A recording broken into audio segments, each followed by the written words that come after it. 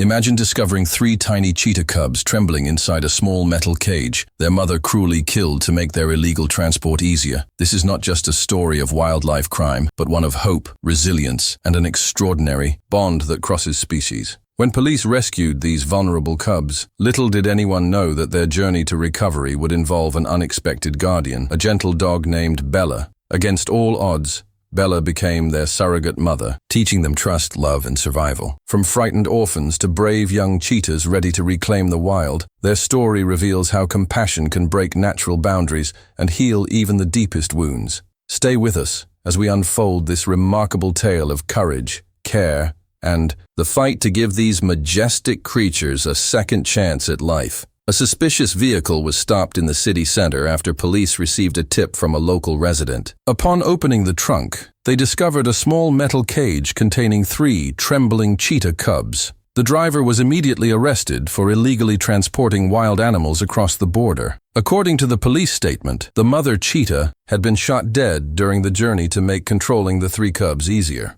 The officers quickly took the cubs to the station for temporary care and treatment.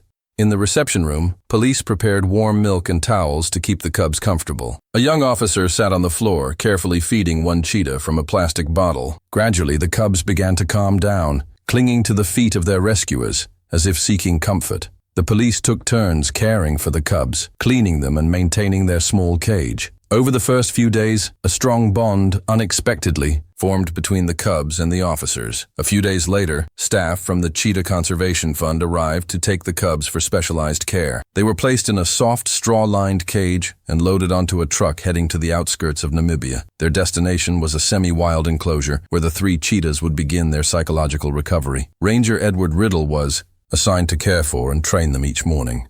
He brought milk to each cub and gently called them by name. Edward temporarily named them Saba, Tyco, and Maji, symbolizing vitality and hope. Though still shy, the cubs were less panicked than before and started exploring the enclosure, climbing and exercising lightly. Edward spent time talking to them, petting them, and playing games to help improve their reflexes. Every afternoon, he would read near their cage to make them feel at home.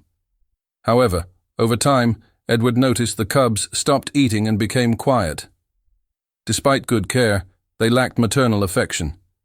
He documented their psychological progress and requested guidance from management.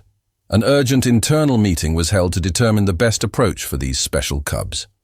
Edward explained the mental impact of losing their mother young, which left them emotionally unstable. A biologist suggested trying an experiment by introducing animals to replace the mother's role. Many opposed, fearing it would harm the cubs. Natural hunting instincts.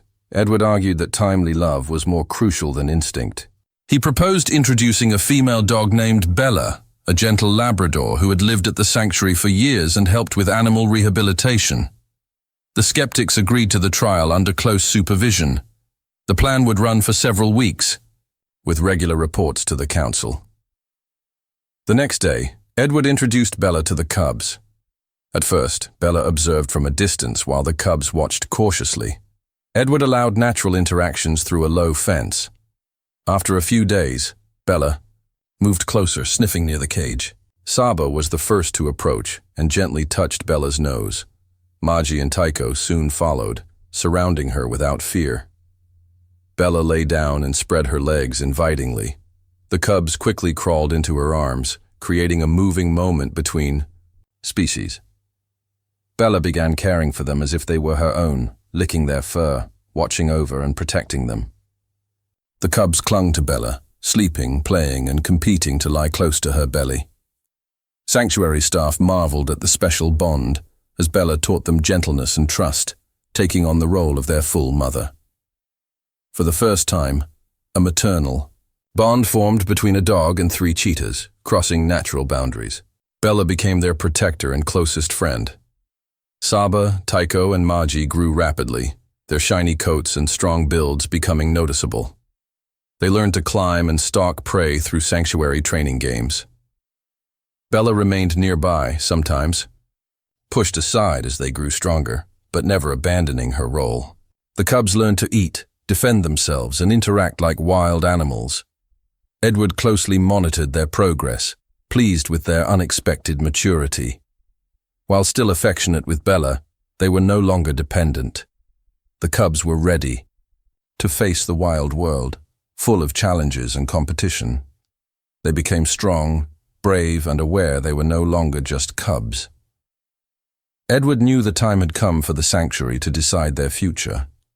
After expert discussion, the decision was made to release the 3 cheetahs back to their natural grasslands.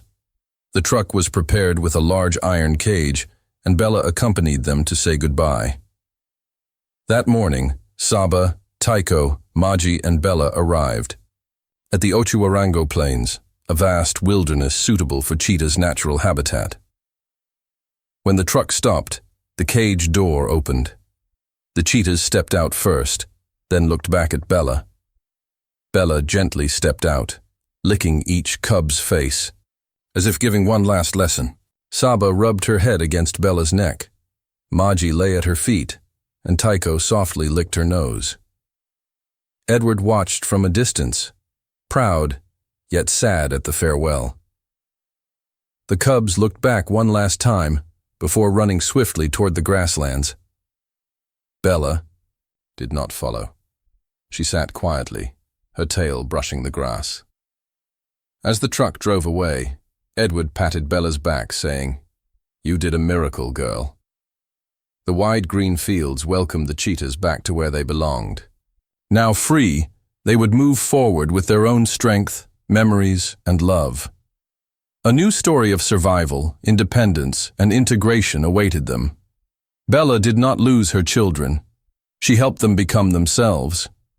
Her love will forever remain in the hearts of those born to run with the wind.